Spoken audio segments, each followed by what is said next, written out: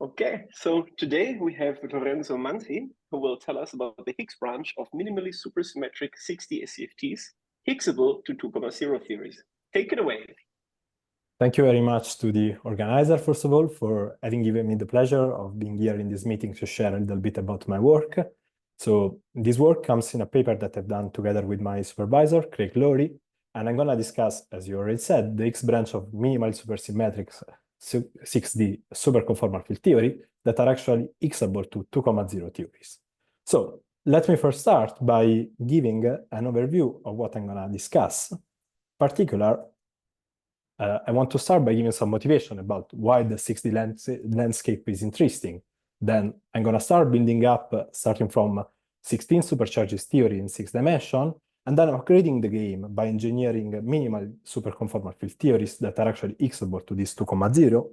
Then I'm going to just focus on a particular subset of these theories, derive the as diagram for this subset, and try to hint for some generalization where for theories that actually lack a brane construction.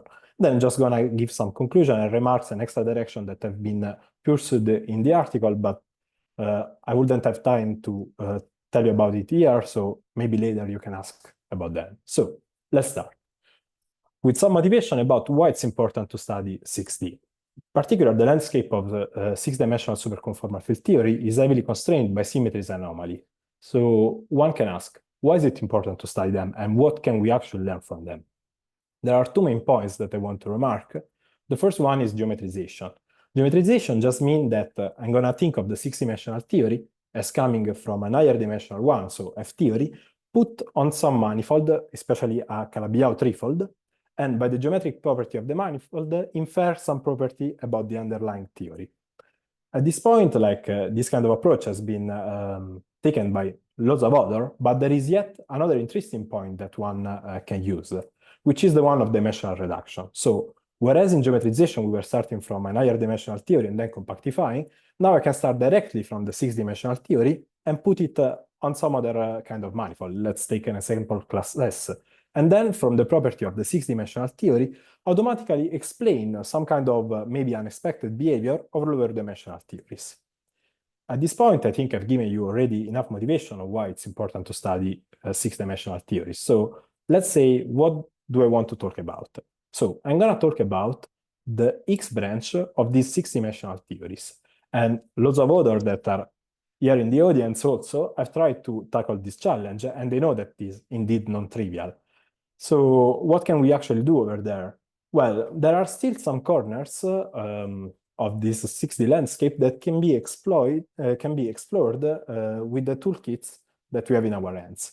And in particular, this corner that I want to shed light on is the Higgs branch of minimally supersymmetric theories that are Higgsable to 2,0 ones. So, having given the point that I want to tackle, I want to talk about the tools that we have to access the Higgs branch of a 6-dimensional theory. Namely, we have just 3 different kinds of tools. The first one is, as I already said in the first approach, geometrically engineer the theory as an F-theory compactification. And now here I have a simple equation that translates Higgs branch RG flows with complex structure deformation of the Calabi-Yau threefold that I'm compactifying F-theory on. But this approach indeed is very powerful, since it can give me all the possible deformation and I have a list of theory that I can flow to. But it has a clear lacking point, which is it doesn't give me direct information, at least not with a one-to-one dictionary, about what kind of parameter I'm tuning in my theory to move from one theory to the other. And to overcome this shortcoming, I have yet another approach, which is more interesting, at least to my tastes, which is the one of magnetic quiver. What does it mean having a magnetic quiver? This just means of finding a 3D n = 4 quiver theory Q, whose column branch modular space is actually the same of the 6-dimensional one, in the Higgs branch of the 6-dimensional one. And why is it so powerful and so important? First of all, because it trades a non-Lagrangian theory, which is the 6-dimensional theory, for a Lagrangian one. That's the 3D n = 4 one. Even though, like in this theory, you receive some kind of non-perturbative correction to the Coulomb branch, but this is just trading the problem of counting instantons in 6D to the problem of counting monopoles in 3D. And counting monopoles in 3D, it's something very easy that we know how to do. given like tools like the monopole formula. And once you have a magnetic quiver, then automatically you can also infer the structure of the Higgs branch. But this is a point that I'm gonna come back later in this talk. Last but not the least, it's an intrinsically six-dimensional tool, which is the anomaly polynomial of the theory, from which I can extract information as an example, like the dimension of the Higgs branch of the theory. So we made clear what we want to do and what are our tools. So let's start discussing the topic in details. We said that we want to start from the 16 supercharges superconformal field theory in 6 dimensions. In order to engineer them, like I can specify an ADE algebra GADE and then take type IIB and compactify on an orbit fold of the form C2 mod lambda D, where lambda D is the usual finite subgroup associated with the algebra GADE by the McKay correspondence. I'm going to use this notation for each of the cases, AK, DK, 6, 7, and E8 orbifold, since what I mean by it is that when you have the singularity, so where the superconformal theory lives on, I can also think of resolving it. And when I resolve the singularity, I will have some P1s that have self-intersection number -2 that intersect each other in the shape of the Dynkin diagram associated with the algebra that gives the lambda D.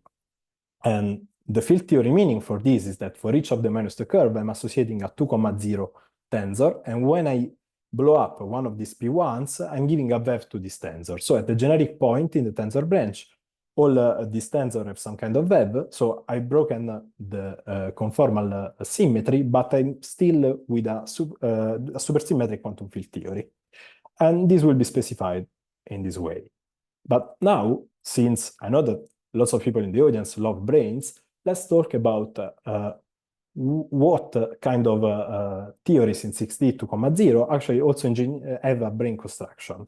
In particular, in the case for lambda D equal AK and DK, we have a construction in M theory. So what we can do is the following thing. We start with the M theory with 32 supercharges. We want to get a 6-dimensional theory. So the natural object to consider is M5 branes. And the Ward volume theory that lives on them is exactly the 6D theory that I want to study.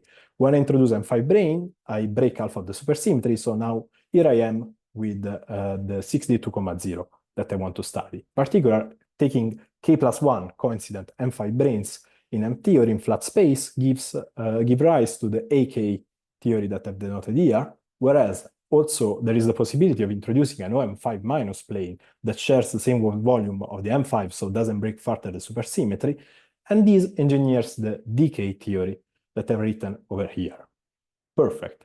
Now we're ready and well equipped to move to 8 supercharges, which will be the playground of our talk. So how do we move from 2,0 to 1,0? Well, the idea is that we can just substitute type IIB with F theory. This just means that I'm still considering the base space of my compactification to be C2 mod lambda D, but I'm allowing for a non-trivial fibration of this space that renders the full fibered space a Calabi-Yau threefold. So what I'm doing is that I'm adding some kind of fibers, this IK fiber, on top of these P1s that I'm inflating, and this will give rise to this sort of 6-dimensional tensor branch quiver. Now, let's explain a little bit some notation and what do I mean by this. So, for each -2 curve, I'm saying that in the theory, there is a 1,0 tensor whose vev is actually constraining the gauge coupling of the vector multiplet for the gauge algebra SUK that I'm putting on top of the curve. The kind of curve is enforcing the matter content. So every time you will see a -2 curve with an SUK algebra on top, I'm just saying that there are 2K fundamental hypermultiplets, and these are enforced by anomaly cancellation. Then what does it mean to put curves next to each other? Well, as in the usual Quiver language, it means that there is some matter in the bifundamental representation of the gauge algebra sitting next to each other. So what I'm writing over here is just like the usual Quiver theory that you're used to, but with this extra information of the -2 that's just telling me what kind of matter I have in my theory. Now, I can, in this way, like you can think of saying, okay, I can put whichever fibration I want and engineer an infinite tower of theories. But this is actually not true because I need to take care of anomaly freedom.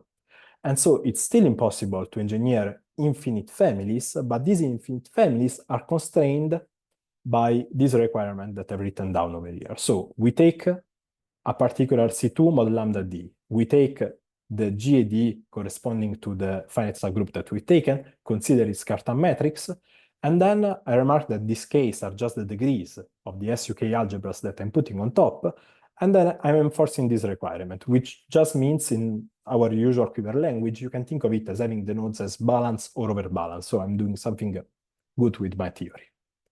Having said so, I want to focus on a particular subset of theories of this way, namely the DN-SU2K 1 to the 2K. So what do I mean by this notation? This means that I'm taking a base space of the form Dn, and then I'm fibering it with I2K fibers, and then in the split head I'm putting IK.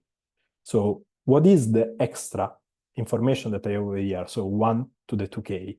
Well, as you can see from the Quiver structure, and by the matter content that I'm enforcing, I have an SU2K flavor algebra at the end of my tail. And in the chiral ring of the Higgs branch, there is a moment map operator that's adjoint valued in this flavor algebra. So I can think of giving some kind of nilpotent vev to it, and then engineer nilpotent descent on these theories. And well, what I'm actually claiming is that in this way, by nilpotent Higgsing, you can engineer all the possible theory that you can construct from the requirement above of the Cartan matrix. Now, since I'm focusing on these kind of theories and I'm not changing the structure of the curves, from now on, I'm gonna just forget about this -2 and just denote the degrees of the algebras in the point where they sit and not denote the curve anymore. But we said that we love branes, so let's try to give a brane construction for this theory. Particular, I said before that the DN base is engineering M theory by taking NM5 branes and putting also an OM5 minus plane on top of them. Now, since I want to break even half of the supersymmetry that I have now, so move from 16 to 8, I need to introduce an extra ingredient that is a orbital plane of the form C2 mod Z to the 2K. And the type IIA compactification now has a one-to-one dictionary with the M theory picture. So the C2 mod Z2K plane goes to a stack of coincident 2K D6 branes, whereas the M5 branes goes to the NS5, and then the OM5 minus goes to the ON minus. What I have is also I have the freedom of pulling D8 branes from infinity that will contribute as flavor. And so you can see that the brane system for the DN-SUK theory is actually the one that I've denoted here. So you can see that in each interval between the NS5 branes sit exactly 2K branes. And then you have these extra 2K D8 branes that engineer the SU2K flavor symmetry that I've shown here sitting at the end of the tail. Now, you can also notice that the 7, 8, 9 direction, there is an SO3 rotating this direction that does not affect the D6 brane, and this will be exactly the SP1 R symmetry of the 6D and 1,0 theory. Perfect. I've said that we're also interested in studying nilpotent descendant of this theory. So what does it mean to turn on a non-trivial nilpotent orbit for my theory? Well, in a brane system, it's very easy. What I'm doing is just taking some D8 branes from infinity and pulling it inside my Quiver theory. How do I do this? From math, we know very well that nilpotent orbits of SU2K are actually in one-to-one correspondence with partitions of 2K.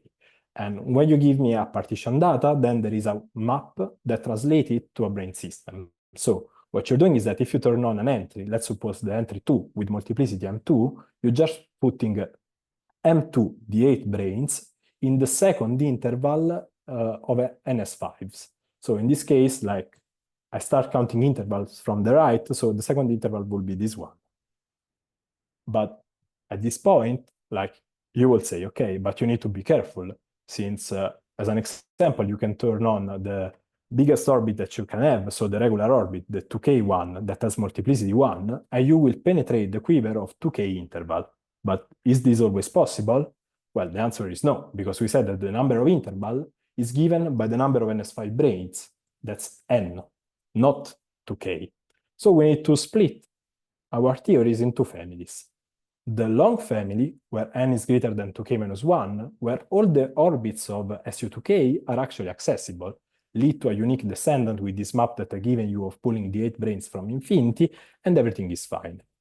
As soon as like you take an N that's less than 2k, then here you need to be careful, because this means that you cannot turn on any kind of orbit that you want, since the highest entry that you can have in the partition will be n-1. And if you penetrate too much into the quiver, then you will go to a point where the D8 branes that you're pulling can interplay with the ON- plane, so you need to be careful about what's happening. So I want to remark 2 points, that in the long case, we can turn on every orbit and they need to a unique descendant. In this case, short theory, so n less or equal than 2k minus 1, first of all, we lose the uniqueness of the descendant. Why is that?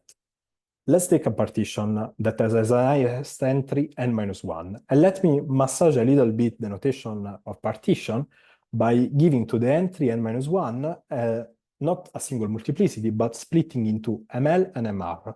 Why am I doing this? Because this will be the flavor symmetries that I will have in the split head of my quiver. And I know that since this is a DN quiver where I remark that here I'm not denoting the -2 curves, and these are just SUK plus K prime, algebras, etc., etc. What I can do is having a Z2 automorphism of this quiver diagram that swaps the ML and the MR. So I don't have anymore a one-to-one map, but for each of these partitions, I will have a 1-to-2 map. And then I need to explain how these flavor factors of L and R can arise. And there are actually 2 mechanisms. The first is having a D8 brane that contributes at the same time to both heads as a flavor brane. Whereas I can also have a bound states formed by the D8 brane, the ON- and the NS5 brane next to it, that contributes just twice in one direction. And therefore, we need a map from the flavor that we're reading over here to a brane system. And how do we engineer the correct brane assignment at this point? Well, this is something very easy, and as soon as you see a brane system, you will agree 100% with me that's straightforward. In fact, like the map is the following, where S is the number of D8 branes seen by both heads in the quiver, whereas H is the number of D8 branes that's seen just by one direction. And in fact, this corresponds to this brane system. And as you can see here, there are these stacks of K prime and K D6 branes that arise like from these 2 gauge nodes that see just once the stack of S D8 branes. So there is an S factor in both of the flavor. Whereas the K prime branes that are actually going through the orentifold and wrapping around it see the H stack of the 8 branes twice, and therefore this 2H factor in this direction. Well, now we're happy, we can engineer this brane system, we're given a kind of map to do this, but let's give a specific example in order to put things in a straight way. So let's consider a D6 SU22 theory. So we have 6 NS5 branes, and then we have 22 D6 branes in each interval, and then I want to turn on this nilpotent orbit. So I will have 1 over here. This means that I'm putting just 1 D6 brane in the first interval. Then I have 3 squared. So this means that I'm putting 2 D8 brane in the third interval. Then I have 4 to the 1. So this means that I'm taking just 1 D8 brane, putting in the fourth interval, and now I need to take care of the split head. So as you can see from the map that I've given before, there is 1 D8 brane that's seen by both directions in the split head, and then 1 that's seen just twice in one direction. Having said so, like you take care of brane suspension, then you start with 22 branes in each interval, then you just count, and then you read the remaining number of D6 branes, and this, after an Witten transition, will give rise to this brane system that corresponds to the following theory, where yet again, I remark that I'm not writing the -2, and these are just like SU10, SU19, etc., gauge algebras. Okay, now we did our brane construction, but why do we care so much about having a construction in type IIA? The reason for this is that we can extract a magnetic quiver. The magnetic quiver is the tool that I've said before that allows us to access the Higgs branch and the nature of Higgs structure. So how do we read a 3D n = 4 quiver from a 6-dimensional brane system? Well, there is just a one-to-one map. In particular, what you do is that you start from an electric brane system, which is this one, engineering a partial tensor branch curve configuration as this one. And here you can see that the D6 branes sit actually between NS5 brane. To move to the magnetic phase, instead of sitting between NS5, you make them sit between D8 branes. And then you apply this algorithm. For L D6 branes sitting between D8 branes, then you will read a UL cache node. Whereas for a stack of 2K D6 branes going through the unitifold plane, these undergo a projection given by the unitifold plane, so you will read a USP 2K node. But in 6 dimension, you will also have the NS5 that are dynamical, since these are also 6-dimensional objects. So for a stack of n NS5 branes, you will read a UN node with an adjoint. Whereas if you put this stack on top of the ON minus, then here you have yet again a projection, so you will read an SO2N gauge node with some second rank antisymmetric matter. Saying this in words may be a little bit tricky, so let's give an example on how we do this. So let's start from a D5 SU10 theory, X by the partition 4 to the 1, 4 to the 1, 2 to the third. So I'm putting 3 D8 branes in the second interval, and then 1 D8 branes that's going to be seen by both heads in the quiver theory. At this point, these are the NS5, the D6 suspended between the NS5. Now I can take care of suspending the D6 between D8s. You can see that these 3 D8s over here are just these 3 that I have here, and then the 1 is just this one that I have here.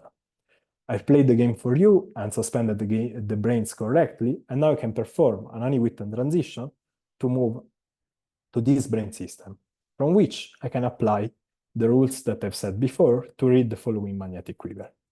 Now, let's be a little bit careful, since I said that we can have stacks of NS5, also these U1s are written in red instead of black, so let's explain what I'm doing.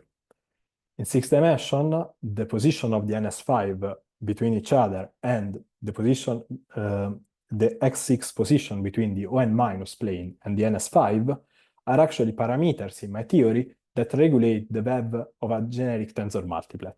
And we know, since we're interested in a superconformal theory, that we need to go to a point where there are no scales in my theory. So I need to put all the NS5 coincident and on top of the ON minus plane to read the CFT magnetic quiver. All the others are just tensor branch phases.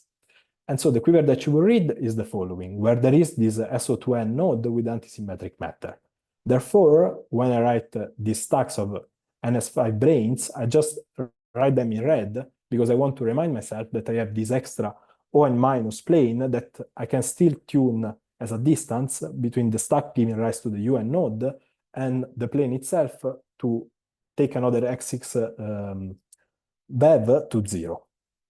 Okay, now we have the magnetic quiver, but I have yet to explain you how to extract from the magnetic quiver the structure of the Higgs branch. How do we do this? The answer is plain and simple. It's a well-established technique known as quiver subtraction. What does quiver subtraction do? Well, the idea is that I give you 2 3D n = 4 quiver theories, Q and Q prime, and then I claim that the transverse slice connecting the 2 theories, so the parameters that I'm tuning to connect the 2 theories, are given as the moduli space of a quiver theory T that's obtained by subtracting the 2 theories Q minus Q prime. So obviously this is a procedure that has some hypotheses, but for the context that we want to study, it's enough to state the following ones. In particular, the rank of the gauge nodes in Q prime must be less or equal than the one of Q. Also, this is an extra, like the SO2N gauge node must be considered as a flavor. So we won't consider Higgsing on these nodes, at least for now, but we'll come back to this later, since there is this antisymmetric matter that I don't know how to handle in a subtraction process. And so we will consider it as a flavor node. And then, a very important point is that if the result of the subtraction only comprises unitary node, then you need to add an extra U1 node to rebalance the theory. The reason for this is that when I give you just a unitary quiver, there is always a U1 center of mass mode that I need to the couple, otherwise I'm overcounting states, and this is something that in the subtraction is lost, so I need to reput it by hand. So all these words like maybe a little bit strange, but these are all procedures that can be justified simply from brane dynamics. So let's have a look about at what we're doing and try to comment a little bit about it. As an example, I want to consider a D3 SU4 theory X to a D3 SU4 by the partition 2, 1 square. So I'm just turning on a minimal nilpotent orbit for this theory. Minimal nilpotent orbit, it means that I already know that as a transverse slice, I would have the closure of this minimal nilpotent orbit with this little A3 transition. What I'm doing from branes is that I consider the magnetic brane system derived in the way that I've told you before, and then align just one D6 brane among these 4 D8 branes. Then once I've aligned it, I can pull it to infinity, and this means decoupling this mode, and this will give rise to the A3 transition, and from the new brane system that I read in this way, I will read a new Quiver theory, Q prime, which is exactly the Quiver theory that's associated to the D3 SU4 to 1 square. I can translate it in a Quiver subtraction process, and this is the magnetic quiver for the theory Q, this is the magnetic quiver for the theory Q prime, subtract them, I obtain this subset, but you remember that here the 3 and the 1 were balanced, so you need to add this extra U1 and connect it to these 2 in order for balance to be preserved. And the people in the audience expert about quivers, they know that this quiver immediately has as its Coulomb branch exactly the closure of the minimal nilpotent orbit of SU4. I can play the same game with a Kleinian singularity of type A2 in this case, so C2 mod Z3, and justify them via brane dynamics. So what I'm doing here is just have a 1d6 brane in a d8 branes interval and pull it away and read the new Quiver theory. And this can yet again be justified by Quiver subtraction. And you can also notice that if you know, like well enough, the 3D n=4 landscape, this Quiver over here has its Coulomb branch, the A2 singularity that we want. But in this game that I've played, the only thing that I've done is pulling d6 branes among these intervals of d8 branes. So a natural question is, can I actually pull also like these d6 branes over here between the orientifold and the first d8 brane? The answer is yes. And what kind of slice do I engineer in this way? Well, in this way, we engineer a capital D transition with the label given by the balance of the node. But also, like, there are other ways to justify it. We can either consider geometry and look at the complex structure deformation of the space. As we said, there is this map between complex structure deformation and Higgs branch RG flows, but this is not very insightful. There is yet another approach, which is this two-box direction process that, since the paper is yet to appear, I'm gonna just comment a little bit about it. So the idea is that you take the DN theory and you X it by some nilpotent orbit O specified by a partition rho. Since this is a partition, it has an interpretation in terms of a Young tableau. And when you interpret it in a Young tableau, you can delete 2 boxes in some cases and read the remaining tableau as a partition of 2k minus 2. Having said this, there is yet another way to justify this DF transition, which is by compactification and inversion. But this is a point that I will return to later, since I'm going to use this technology of compactifying and inverting to full power to also infer, let's say, some things about the Hasse diagram of Higgsable to E-type that lack a brane description. And here, yet again, I mean, the subtraction is the same, and this is how it looks like. And you can see clearly from here that this is a capital D transition. Okay. So how do we generate the Hasse diagram in this way? With the procedure that I've given you, we can just construct a magnetic quiver for each of the DN theories that you want, and then you can subtract them one to one and read what's the transverse slice in the between.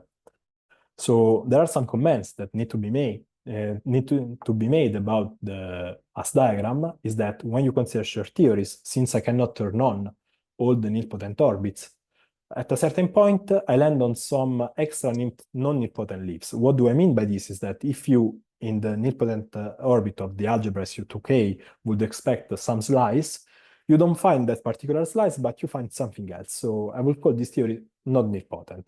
Whereas for long theories where we can turn on every possible nilpotent orbit, then I would expect to find the full nilpotent cone. But then what's the action of these D slices that we have? It's very easy since we're just connecting a nilpotent cone of SU2K to the one of SU2K minus 2. So let's give a look at to Sama's diagram and see what we're actually doing.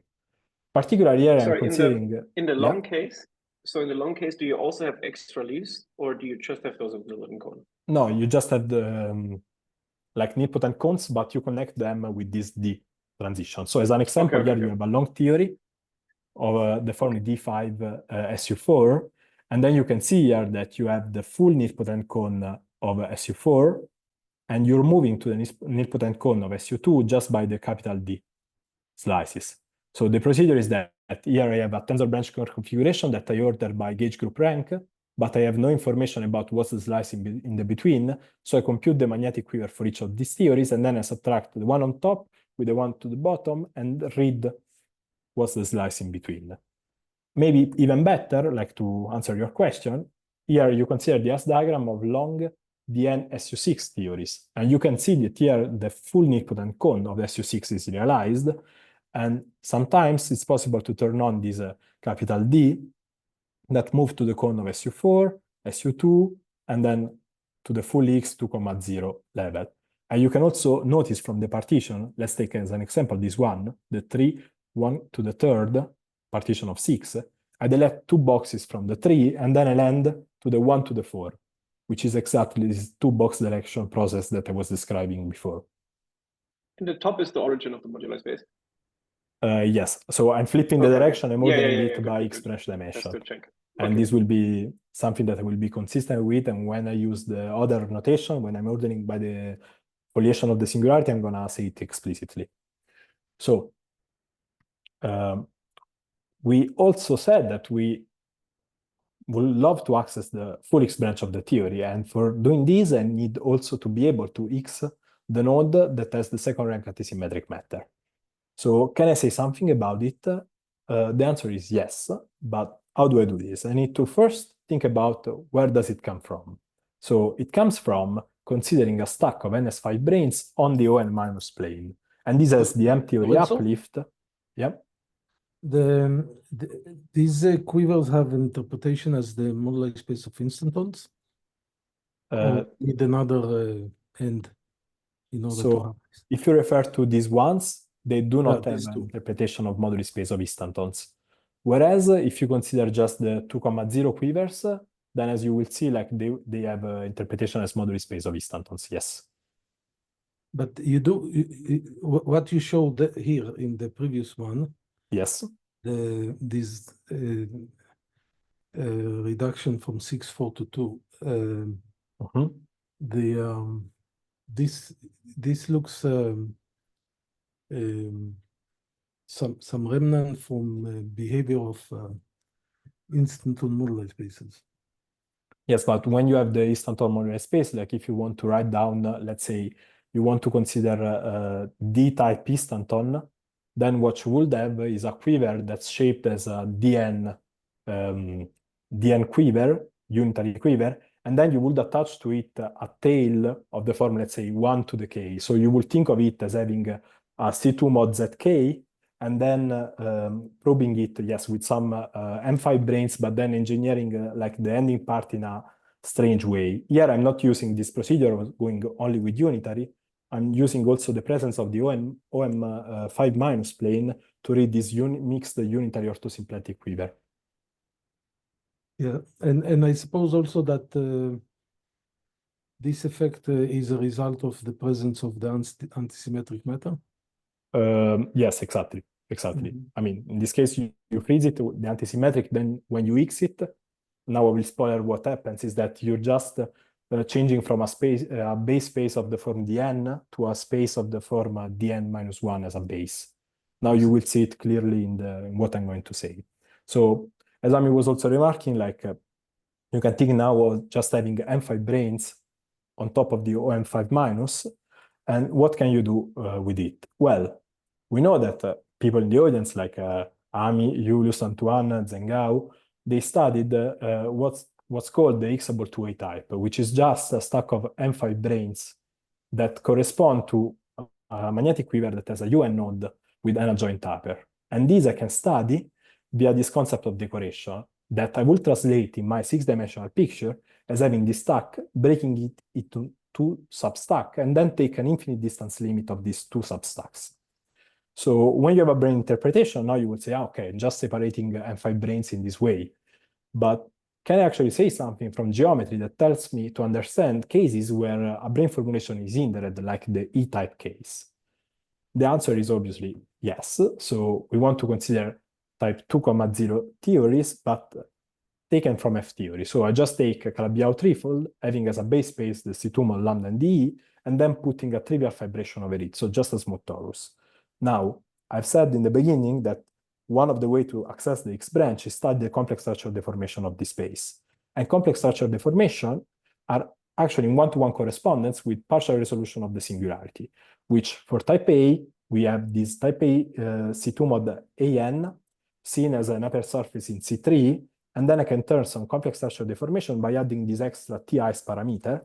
And I can think of tuning K of this parameter to T, and then keeping the n+1 minus K trivial. And this will just split the singularity into 2 singular loci, at loci like a locus in 0 that will give rise to the AN minus K singularity, and a locus in T that will give rise to the AK minus 1.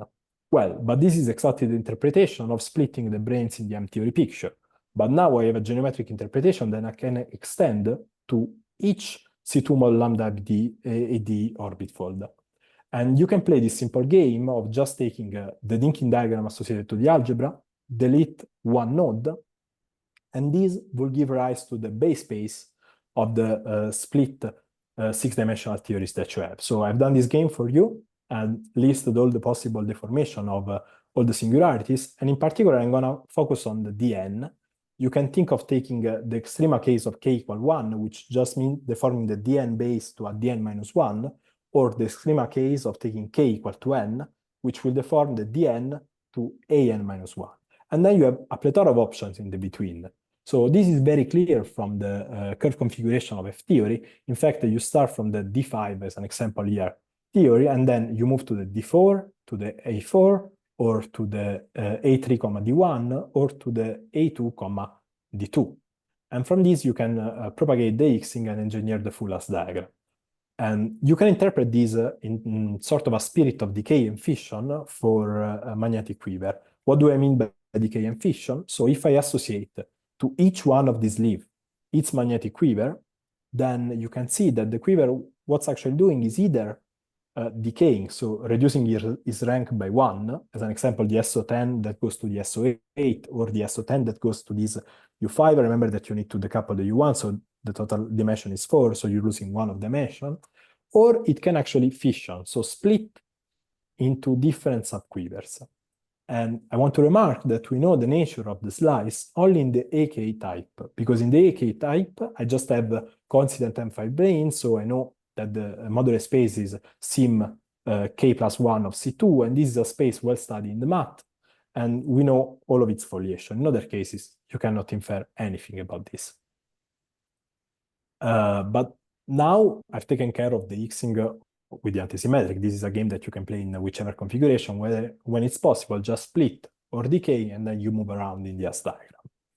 But still here, I'm resorting to magnetic quivers. And magnetic quivers is something that gives me insights only on the Higgs branch of Higgsable to type A and type D. So what can I do when I want to look at type E theories that actually lack a brane construction? The idea is that I need to look to a quantity that's common to all these cases, so type A, type D, and type E that I have under control. And this is exactly the tensor branch curve configuration. So what I can do is looking at this tensor branch curve configuration and how does it change under Higgsing, and try to learn something. So I will see that for each transverse slice, there is a unique set of labels that I'm subtracting from the tensor branch of the original theory that engineers the tensor branch of the new configuration after the Higgsing. So for now, these are just labels, but you can already see that their shape resembles something.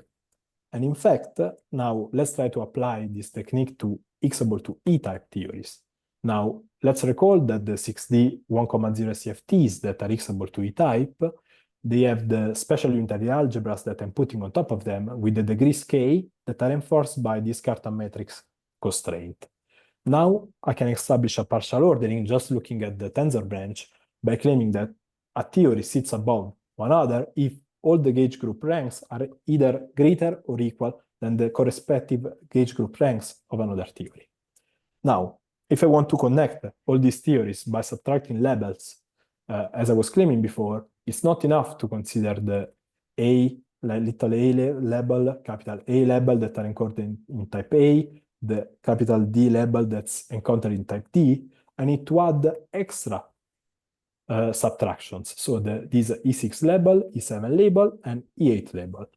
And in fact, you can see it here. This is the AS diagram for E6, a theory Higgsable to E6. Like the upper part can be constructed without any problem by just using the little a, capital A, and capital D over here. But if you want to reach the superconformal point, then you need this capital E6. And also I want to remark that here to claim like that these lines are actually one-dimensional, we checked the anomaly polynomial that the change in the Higgs branch was actually 1. But this lacks a proper justification. So if we want to give a justification, where should we look at? The idea is to look yet again in the realm of 3D n=4 theories. And to do this, what we do is compactify the 6-dimensional theory on a T3. Now, for compactifying here, I'm putting it in quotation marks since I'm not considering like the proper nature of the compactification. I want to just look at a subset of what I'm obtaining to infer what's actually happening. And in fact, what I'm going to do is to just substitute the special unitary algebras to unitary nodes in the partial tensor branch Quiver. Therefore, in this way, I obtain a 3D n=4 theory, and this 3D n=4 theory has both a Coulomb branch and Higgs branch modular space that are both hyperkähler singularities, and therefore can be studied with the technique of Quiver subtraction and getting an AS diagram for them. And these spaces are not unrelated, since there is this operation called inversion that relates the two of them. So what does it mean, inversion? Inversion just tells you that if I give you a 3D n=4 Quiver theory, and then consider one of its moduli space, so let's say the Coulomb branch moduli space, and I compute the AS diagram for the Coulomb branch moduli space. If this AS diagram comprises only transverse slices of the form of closure of minimal nilpotent orbit or Planian singularity, then I can automatically infer the AS diagram for the other branch, in this case the Higgs branch, by inverting the diagram so obtained and trading closure of minimal nilpotent orbit with Planian singularity and vice versa.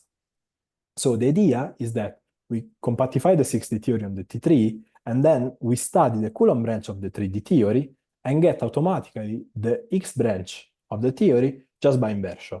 And the claim is that the Higgs branch that I'm reading from the 3-dimensional theory is the same as his 6-dimensional parent. Well, let's give an example in Higgsable to E8. So in this case, I've listed here on the right the AS diagram for an Higgsable to E8 theory, where I also put the Higgs branch dimension of each of the theories. I've written in blue like the slices of capital A and capital D that were already encountered before, and I've put in red like the extra labels that I need to subtract in order to make this diagram connected, since I would expect that the AS diagram of these theories is actually a connected thing. Like a disconnected diagram will mean no sense at all.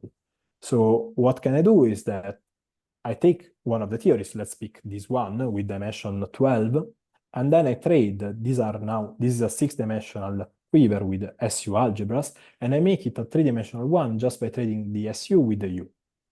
Once I've done this, I have a 3-dimensional Quiver that I can study via Quiver subtraction, like its Coulomb branch moduli space. I apply Quiver subtraction, and I read the following diagram, the following AS diagram. And then I invert it, so I flip the direction and trade minimal nilpotent orbit with Planian singularities. And so I get E8, E7, D7, E6. which is exactly what I'm getting over here. So E6, D7, E7, E8. Now, the question of ordering is just a matter of preference. Here I'm ordering by dimension of the Higgs branch. Here I'm using the partial ordering enforced by the foliation of the symplectic singularity, which happens to be just the complementary of the Higgs branch dimension with respect to the point that you're considering. So that's it. So these two things are actually the same. Having said so, like I finished this story, so let's give an outlook of what we've done and make a summary of what we said in this meeting. First of all, like I considered a Type IIA D6, D8, and S5 brane construction that involved also an OM- plane. And for these theories, like we derived a magnetic quiver that will correspond to engineering all the possible Higgsable to D-type 6D 1,0 SCFTs. So once we've done this, we add a tool, the magnetic quiver, to access the Higgs branch of the theory. And by exploiting an interplay between this quiver subtraction technique applied to the magnetic quiver and the geometry that will tell us how to Higgs this antisymmetric matter, we detailed the Higgs branches diagram for these theories. I want to remark that this is something that by using just one of these two techniques wouldn't have been possible, because using just magnetic quivers, we would have been clueless about how to handle this antisymmetric matter. Whereas proceeding by geometry, it would have been extremely difficult, since adding a complex structural deformation of a space is a non-trivial challenge. But also we would have been clueless about the amount of parameter that we were tuning to move from one theory to the other. Whereas here with quiver subtraction, reading the transverse slice, I could infer what kind of Higgsing I'm doing in my theory. Now, leveraging on this lesson that we apply to Type A and Type D theories, we were also able to formulate some prediction for Higgs branches of Higgsable to Type P, where actually a brane construction is like. And we also motivated the proposal that we made by using this technique of inverting the as diagram and compactifying. So we've taken yet again the 6-dimensional theory, put it on a T3, land on a 3D unequal 4 theory, study its Coulomb branch, from inversion infer the Higgs branch, and claim that the Higgs branch so obtained is the same as the 6-dimensional one. But now, if you are people that are used to work in 6 dimension, you could also argue, well, in 6 dimension, with 8 supercharges, there are not only superconformal field theories, but there are also little string theories. So what are little string theories? You can think of them as sibling of the superconformal theories that have a UV completion that retains one scale. So these are non-local theories with one scale, which is the string scale inside, and it's still possible to construct in the same way, like magnetic quiver, Higgs branch, etc. What are the details in this work? Well, the idea is to consider a compactified version of the orbifold that we were engineering in Type IIB and get some kind of bases that are, instead of a Dinkin shape, they are affine Dinkin shaped. But we can yet again derive brane system and think of moving to the magnetic phase and get magnetic quiver. The good thing about this is that you can also think of them as a Coulomb gauging of two 6-dimensional theory. What do I mean by this is that if I give you like a pair of magnetic quivers for 6D 1,0 SCFT, then you can perform an hypercolor quotient and get a new quiver that actually is a quiver for a little string theory. About the literature of hypercolor quotient, like you can pinpoint to the work of Julius, Sami, Guesch, and all these set of authors, Antoine, etc., that will tell you how the procedure is done in 3D, and just know that there is a 6D uplifting of this procedure, and this will allow you to move from superconformal field theories to little string theories. But now, since I mentioned little string theories, let me also say something about what we've done in our work, in our paper. So when you consider little string theory, like this little string theory inherently have a two-group structure. And when they have a two-group structure, like you can, since the theories are non-local, you can be interested in studying T-dualities. You can either proceed from geometry, like lots of people have done, can point to the works of Laksha, Michele, Marco, and all these peoples. But what you can actually do is that you say, okay, I don't want to play with geometry. I can just look at the 6D theory, compute the two group structure constant along with some extra invariants like dimension of the Coulomb branch upon compactification to 5D, rank of the flavor symmetry, and try to match this number. And this has been a fruitful approach taken by Marco and also like me and Craig in a previous work, and also me and Marcus. And this will give you a plethora of putative T-dual theories in this six-dimensional little string theory landscape. And with this, let's say that I thank you all for the attention, and I'm here welcoming questions about my work. Thank you.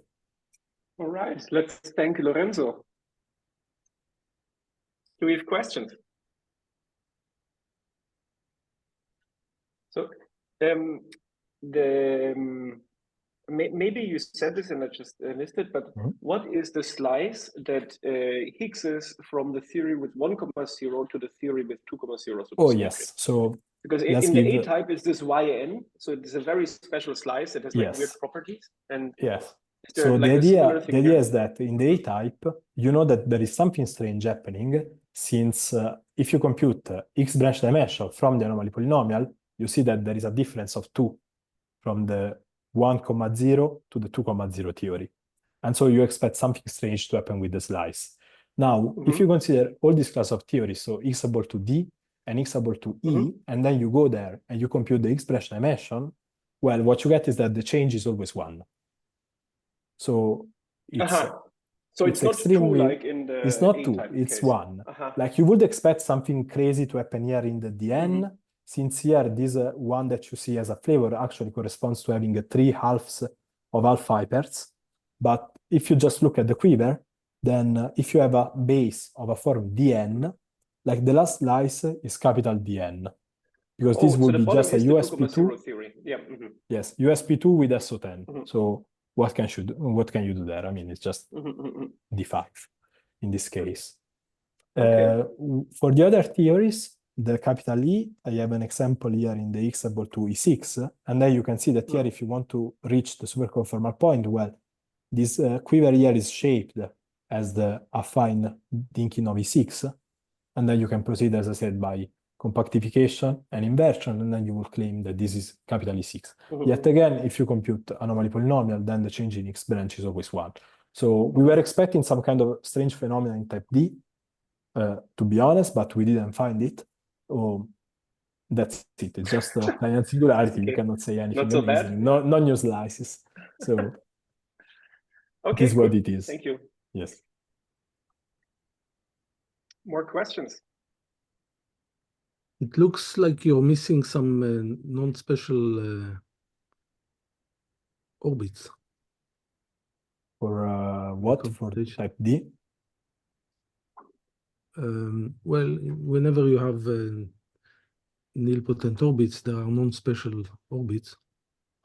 But so, this is just when you consider orbits of SO type. Also, so here I'm considering orbit of SU. So the spatial sign map, I mean, it's 1-to-1. If you look at the current graph, yes, this is the bottom of the E6 Hasse diagram. Yes. And the D4 is a combination of 2 slices. So you will claim here this is a A1, B3. Yeah, there is a missing non-special orbit.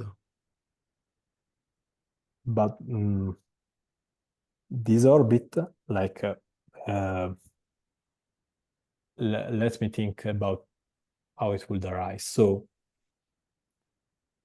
the way that you identify these pieces, if you think about the orbistanton, so just having M5 branes probing C2 mod Z to N, mod Zn, and the M9 plane, then you can see that if you go to the bottom of the diagram, you have 2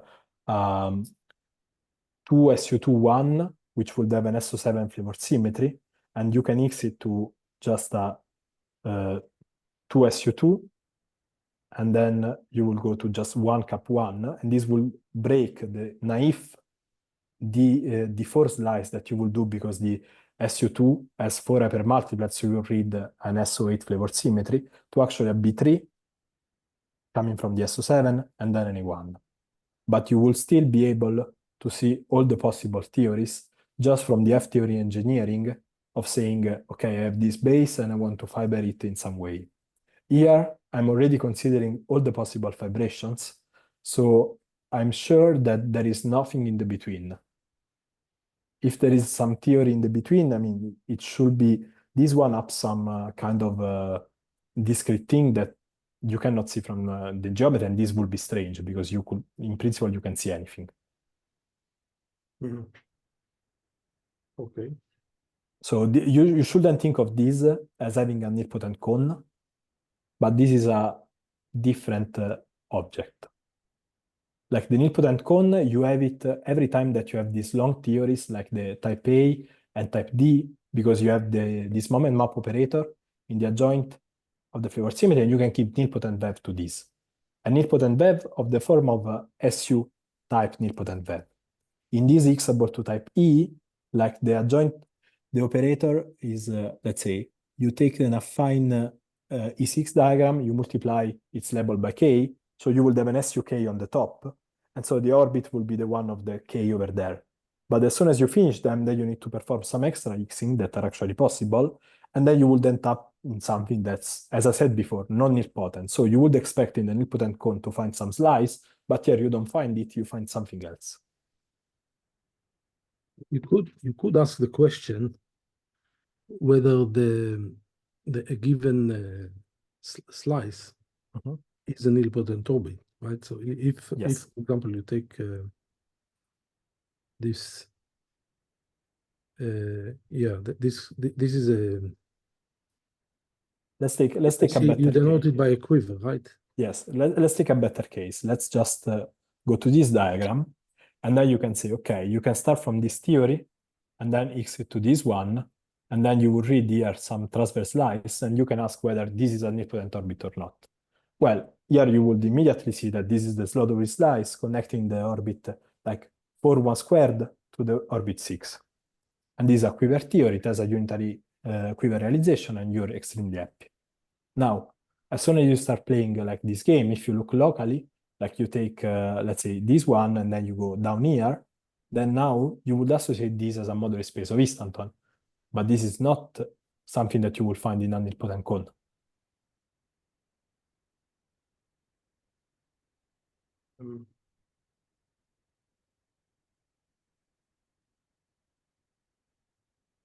Yeah. Maybe we can see if there are some more questions for Lorenzo now, or if not, switch to the discussion off the record. Are there any more questions? Well, I would say let's thank Lorenzo. Yep. And for this very nice talk.